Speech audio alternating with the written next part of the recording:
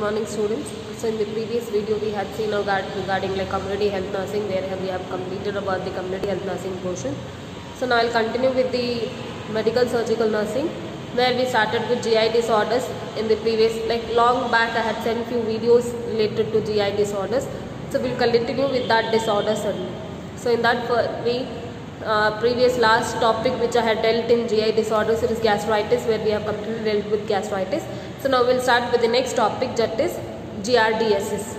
So what is this GRDSS? So GRDSS, it is an infection of small intestine. Okay, GRDSS, it is an infection of the small intestine which is caused by microscopic parasite called Giardia lamblia.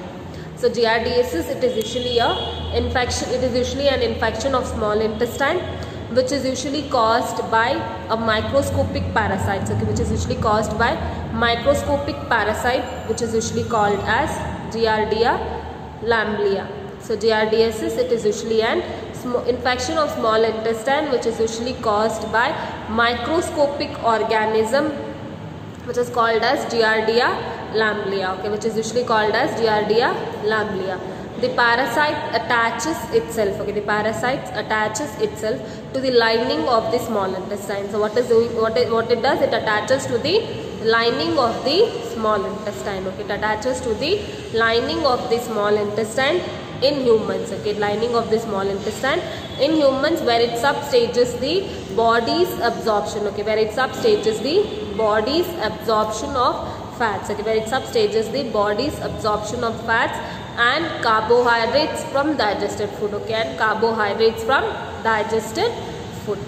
So GRDSS, it is an infection. GRDSS, it is usually an infection of the small intestine which is caused by microscopic parasite. Okay, which is usually caused by microscopic parasites called Giardia lamblia. So the parasite attaches to the wall of the small intestine. Okay, it attaches to the lining of the small intestine. Okay, it attaches to the lining of the small intestine in humans, where it substages the absorption of fat and carbohydrates from the digested food. That is usually then. So this Giardia lamblia, okay, this is usually a microscopic parasite which is usually present in two forms. Okay, it is usually present in two forms. One is active form and the other is inactive form. So this Giardia lamblia, which is a microscopic parasite, it is usually exists in two forms. It usually exists in two forms, that is usually active form and inactive form. So this active form, it is usually called as tropocyte. Okay, this active form, it is usually called as tropocyte, and inactive form, it is usually called as cyst. Okay, so this is usually present like in an active form and inactive form. Active form, it is usually called as tropocyte, and inactive form, it is usually called as cyst. The active tropocyte, okay, the active tropocyte attaches to the lining of the small intestine. Okay, the active tropocyte attaches to the lining of the small intestine. Okay, it attaches to the lining of the small intestine with a sucker. Okay, the active tropocyte, what it is doing, it is attaching to the lining of the small intestine with a sucker. Okay, with a sucker, and this is responsible for causing signs and symptoms of GRDSS. Okay, this is responsible for causing signs and symptoms of GRDSS. So this tropocyte cannot live outside the body for a long time. Okay, it cannot live outside the body for a long time. Therefore, it cannot spread the infection to others.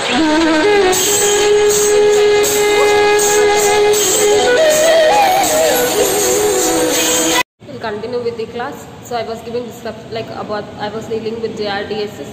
So in this GRDSS, we started with like what is this GRDSS, how it exists, what are the different forms. So Giardia lamblia, it is usually occurs in two forms, that is active form and inactive form. Active form, it is usually called as tropocyte. Inactive form, it is usually called as cyst. So this active form, that is tropocyte, gets attached to the wall lining of the small intestine with a sucker. Okay, with a sucker, and this is responsible for causing signs and symptoms. Okay, this is responsible for causing signs and symptoms of GRDSS. And this tropocyte cannot live outside for a longer period, so it does not spread the infection. So Giardia lamblia, which usually occurs in two forms, active form and inactive form. Active form is called as tropocyte. Inactive form, it is usually called as cyst.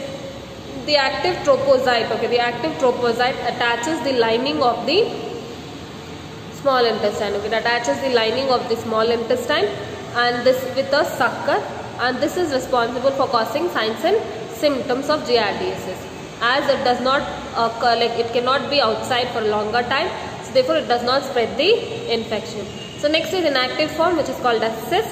So this cyst can be present for a longer period outside the body. Okay, it can be present for a longer period outside the body. So when it ingested, when it is taken in, okay, when it is taken in, stomach acid activates the cyst. Okay, stomach acid activates the cyst, and the cyst develops the disease. Okay, and cyst develops the disease. It takes about 10 ingestion of 10 cysts to cause an infection. Okay, it takes about ingestion of 10 cysts for causing an infection. So the inactive cyst, okay, the inactive cyst can exist for prolonged periods. Okay, it can exist for a prolonged period outside the body. Okay, it can exist for prolonged period outside the body. When it is ingested, okay, when it is ingested, stomach acid activates the cyst and causes the infection, and it takes about 10 cysts to cause an infection. So that is usually about this Giardia lamblia. So giardiasis, it is an infection of the small intestine where it is caused by microscopic organism, that is Giardia lamblia. This is usually it attaches to this organism attaches to the lining of the small intestine in the humans, which usually some variations in the body's absorption of fat and carbohydrates of the digested food. Okay, of the digested food. It usually causes like there will be some delay in the absorption of the fats and carbohydrates in the digested food. So this is of two forms. This Giardia lamblia, it is of two forms, active and inactive form. Active form, it is trophozoite, which causes the signs and symptoms, but it does not spread the infection. Whereas cyst, it is an inactive form, it spreads the infection. So it takes about 10 cysts to cause an infection. That is usually about this. So next is causes. So causes, it is mainly due to inadequate sanitation. Okay, it is mainly due to inadequate sanitation or inadequate drinking water. Okay, inadequate treatment of drinking water. So this is usually caused by inadequate sanitation, inadequate treatment of drinking water. This is usually giardiasis. It is one of the major cause for travelers diarrhea. Okay, it is one of the cause of travelers diarrhea that occurs during travel to the developing countries. Okay, it is usually causes travelers. This giardiasis usually causes travelers diarrhea. This usually occurs when we are traveling to the developing country. Okay, when we are traveling to the developing country. So that is usually about this causes. So causes, it is mainly caused due to inadequate sanitation or inadequate treatment of water, and then especially drinking water. Then it is usually causes travelers diarrhea. So this usually occurs when we are traveling to the developing countries. So next is cyst, which is like a Giardia cyst, are transmitted in various ways. Okay, it is usually transmitted in various ways in the humans, to the humans. And that first is contaminated water supply. Okay, it is transmitted due to contaminated water supply, contaminated food, and person-to-person contact. Okay, so this Giardia cyst are transmitted to humans. Okay, Giardia cysts are transmitted to humans in various ways. Okay, are transmitted to humans in various ways, such as contaminated water supply, contaminated food, and person-to-person contact. So this contaminated water supply, when we talk, so it is the most common cause of giardiasis. Okay, it is the most common cause of waterborne diarrhea. Okay, it is most common cause of waterborne diarrhea outbreak. Okay, waterborne diarrheal outbreak. So that is usually there. So sources of contaminated water, it might be like public facilities. Okay, public facilities which is not properly treated or which is not properly filtered. That is our usage of river and lakes. Okay, water, when we use waters from the river and lake, that also causes this giardiasis in the humans. So that is usually about this contaminated water supply. Contaminated water supply, it is usually one of the most common cause for So in this, usually what happens, so these giardiasis are transmitted to humans in various ways. In that first we were saying about this contaminated water supply. So this is the major cause for this waterborne diarrheal outbreak. This is mainly occurring due to usage of public facilities where water is not treated properly, as well as it is not filtered properly, or usage of water from the river and lakes. Okay, when river and lakes, without treating the water, if we use, then we develop this giardiasis. So next is contaminated food. So food which is washed with contaminated water, okay, the vegetables, the rice or the food grains which has been washed in contaminated water, and then if it is used and then if it is cooked and the same food if we have, then there are chances that we develop this GRDSS. Okay, so that is usually about this. And also if the food is prepared by infected person, if the food is prepared by infected person, that also can cause this GRDSS. Okay, so that is usually about this contaminated food. So in case of this contaminated food, the food which has been washed with contaminated water or if it has been prepared by an infected person can cause this disease GRDSS. So next is person to person contact. So infection may be caused due to poor hygiene. Okay, it is may be caused due to poor hygiene, and it is mostly occurs in daycare centers. So it is more commonly seen occurs in the daycare centers, nursing home, or in sexually active individuals, especially homosexuals. Okay, so that is usually occurs in sexually active individuals, especially homosexuals. Okay, especially homosexuals. So up to 50% of the children are affected by this GRDSS who are in daycare centers. Okay, so this about 50% of the children are affected by this GRDSS who are present in daycare centers, and up to 20% of the disease has been affected to homosexual partners. Okay, homosexual males.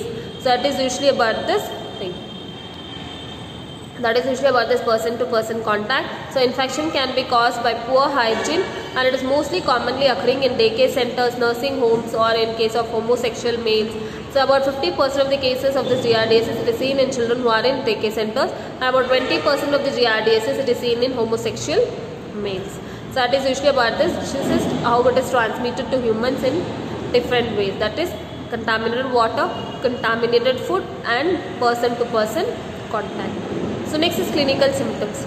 So people who carry this parasite, okay, some of the people will carry this parasite will not have any kind of symptoms. They will not have any kind of symptoms. They just pass cyst in the stool. Okay, they just pass cyst in the stool and pass the disease to others. Okay, the people who are having this parasites, it is usually what is that they will they will not have any kind of symptoms. They just pass the symptoms into the they pass the cyst in the stools and then pass it to the others. So that is usually about this thing. So it mainly includes, the symptoms includes like acute diarrheal illness and chronic diarrheal illness, and the symptoms usually occurs after 1 to 2 weeks after swallowing the cyst. Okay, the symptoms usually occurs 1 to 2 weeks after swallowing the cyst. Okay, the symptoms usually occurs 1 to 2 weeks after swallowing the cyst. Some of the people carry the parasites. Okay, some of the people will carry the parasites, but they will not show any kind of symptoms. They just pass the cyst in the stool and pass the infection to others. And usually if the symptoms are present, it will be present in acute diarrheal disease and chronic diarrheal disease. So acute diarrheal disease, it includes is that mainly seen is that, and the symptoms or that's acute diarrheal illness and chronic diarrheal symptoms usually appears 1 to 2 weeks after after swallowing the cyst. Okay, 1 to 2 weeks after swallowing the cyst. So that is usually about this symptoms. So we'll see one by one what are the symptoms that is seen. First is acute diarrheal illness.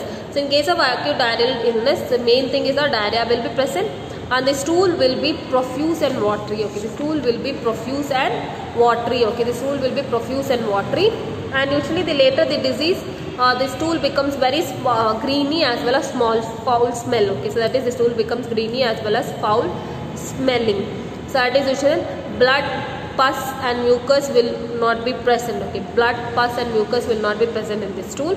Symptoms usually last for 1 to several weeks. Okay, symptoms will be present for 1 to several weeks. So it is seen that the symptom it starts with diarrhea, so the stools will be watery, and the stool like later in the disease the stool becomes greeny as well as foul smell.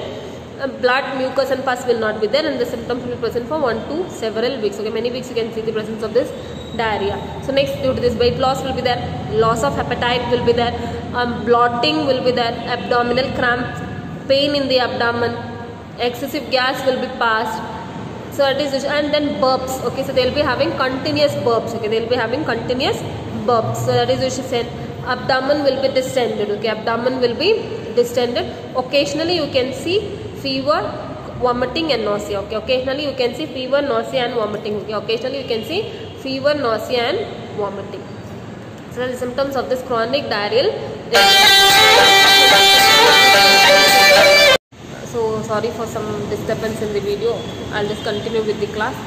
So normally we started with symptoms. So where we have seen like acute, we started with acute diarrheal illness, where diarrhea will be there. First it will be watery, and then later on when the disease passes, like the stools become greeny as well as foul smell will be there, and then blood, pus and mucus will not be there in the stools. Symptoms may be last for 1 or several weeks. Then the other symptoms you can see it is that loss of appetite will be there.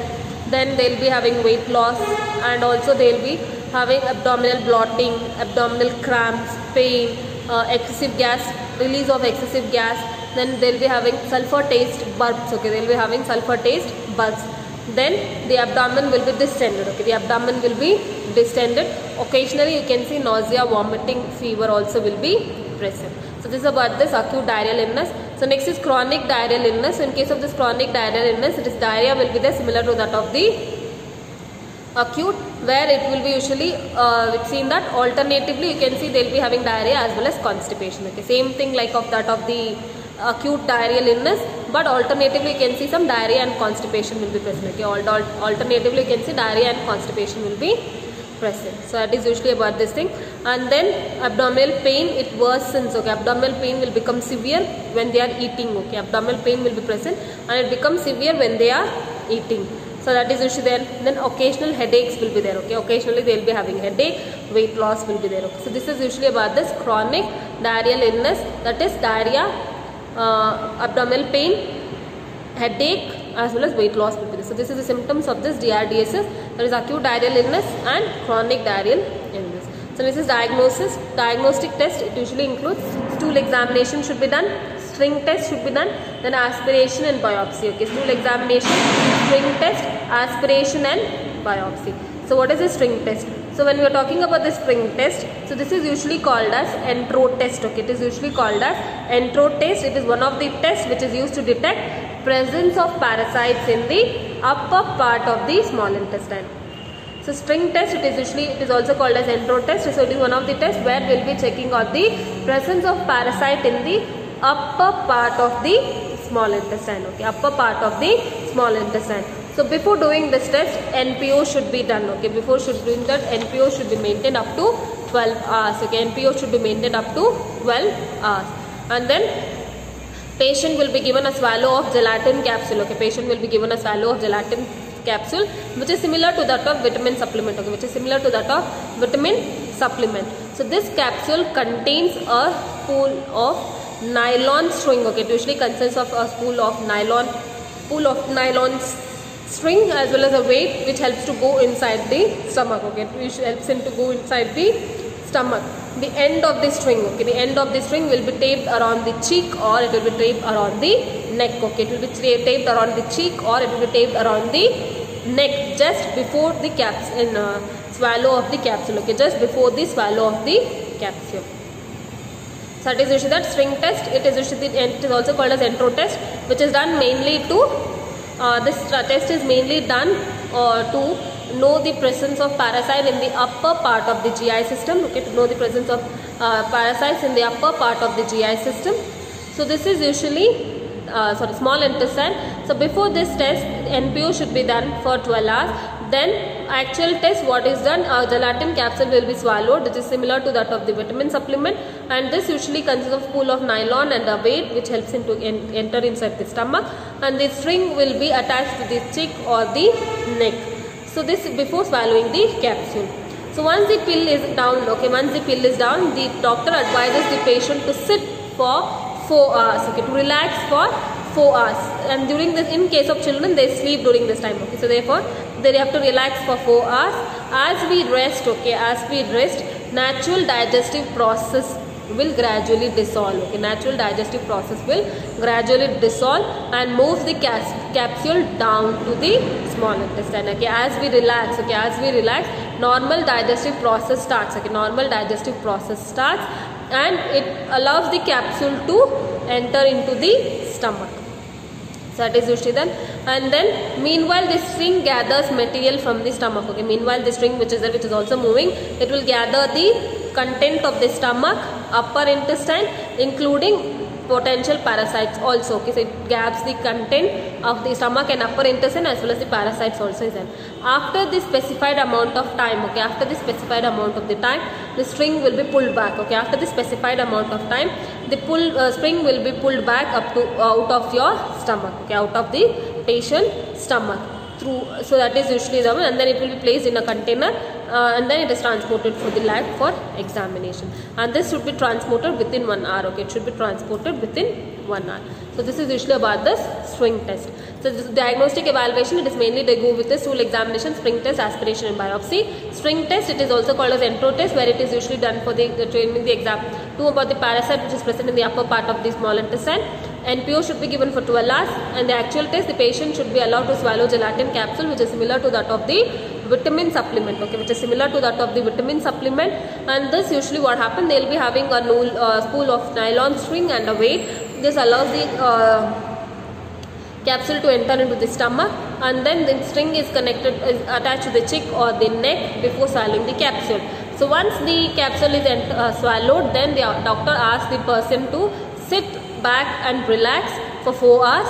So, and in children they will sleep during that time, and during this process, digestive process gradually dissolve and moves the digestive process will gradually dissolve and moves the capsule into the stomach. So as it moves, the strings usually collects the contents of small intestine and stomach as well as parasites. Then it should be removed back, or this string will be removed back, and then it will be transported, and it will be put in the container, and it will be transported, and it should be transported within 1 hour for examination. So this is about this diagnostic evaluation. So next is management. So medications are used for treating this infection. So they go with anti-infective agents. Okay, they go with anti-infective agents such as metronidazole or quinacrine. Okay, so they go with anti-infective agents such as metronidazole or quinacrine will be used for the treatment of giardiasis. Okay, which will be used for treatment of giardiasis. Then drugs like tinidazole or nitazoxanide, okay, tinidazole or nitazoxanide are prescribed. Okay, tinidazole or nitazoxanide are prescribed. The most common treatment for giardiasis is metronidazole. 3 times a day for 5 to 10 days should be given. Okay, the most common treatment for giardiasis, it is metronidazole, and it should be given 3 times a day for 5 to 10 days. So then we have to ask them to drink lots of fluids. Then juices, diluted juices, all these things should be done, and then soup can be done, soups can be given. So fluid should be taken in small amount. Okay, fluid should be taken in small amount for throughout the day.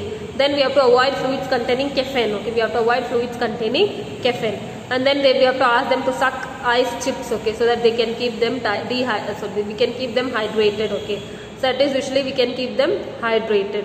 So it is usually if the patient is not able to take lots of fluids, then we can ask them to suck ice chips.